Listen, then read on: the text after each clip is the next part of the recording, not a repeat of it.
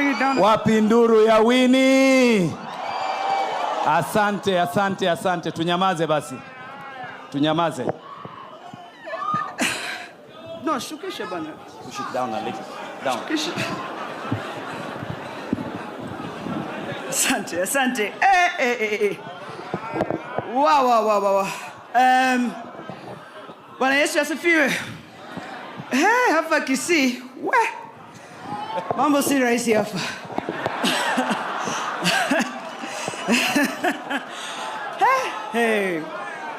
Kwanza, in fact, let me start in English because of Richard's children, many children.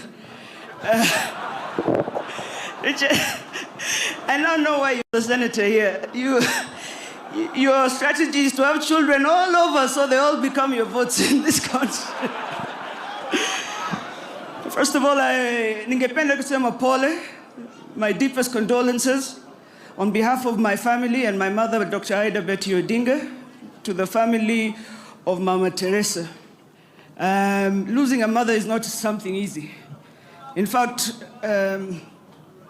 losing anybody that's very close to you is not very easy. Hata ukiwa senator ama governor or anything that you are, when that happens, unarudi ukuwe mtoto tu. So poleni sana. Here, I'm seeing a lot of things are happening hapa leo. Ndugu yangu Bwana Osoro.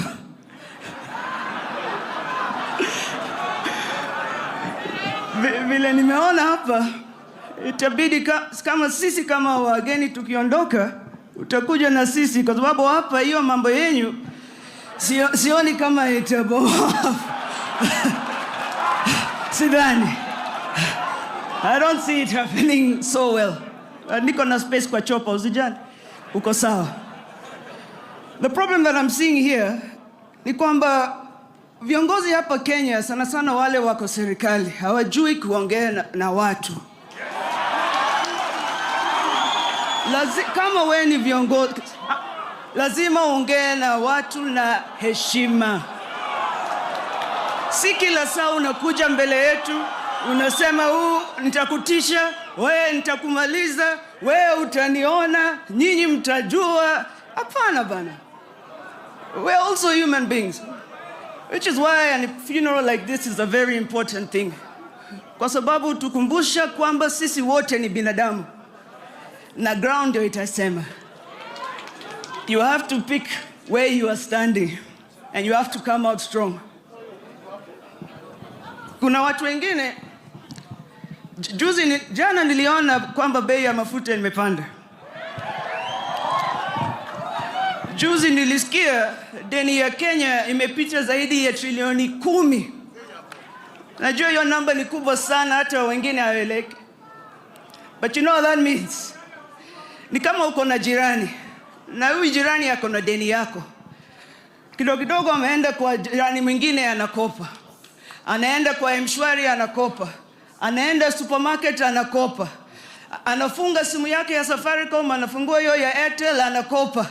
Hata nyumbani hawezi rudi saizi juu Shylock anamtafuta. Lakini ukiona huyu jamaa, unaona amevaa suti mpya, ameng'ara, viatu iko sawa, ameenda kwa kinyozi, amepaka hiyo kitu wanaume wanapenda kupaka hapa, amepiga line cut hapa, na ako na deni yako. Ukiona huyu jamaa utafanyaje? Ukimwona utafanyaje? That's what is happening here. The economy is in bad shape. Vijana wana kazi. Mabiashara vidogo vidogo zimefungwa. Wakulima wanahangaika juu ya gharama ya mbolea. Na nyinyi hamna focus bana. You have to focus. You need to talk less and work more.